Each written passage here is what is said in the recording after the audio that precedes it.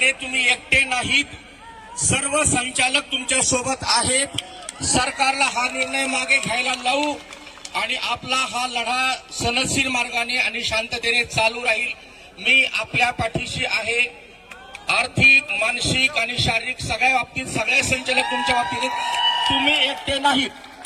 आणि ह्या ज्या मागण्या आहेत त्या मुलांच्या रास्त मागण्या आहेत. इथं जे सगळे कर्मचारी आहेत, शासकीय असतील, पोलीस लोक असतील, सगळे असतील, त्यांचे मुलं यांच्यामध्ये आहेत. सगळे एकाच नावातले प्रवासी आहेत, म्हणून त्यांनी पण आम्हाला सहकार्य करावं आणि या मागण्या मंजूर करून घेण्यासाठी हे आंदोलन सक्सेसफुल करावं.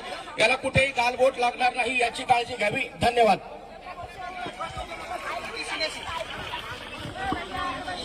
कृपया सर्वांना विनंती आहे, आलेल्या सर्व सन्मान्य अतिथींना आपल्याला 2च मिनिटाचा वेळ दिलेला आहे.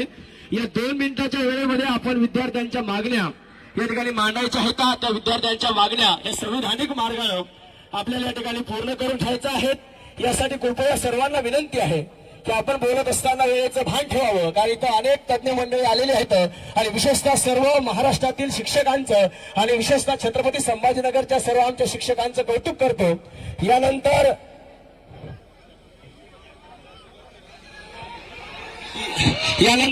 खऱ्या अर्थानं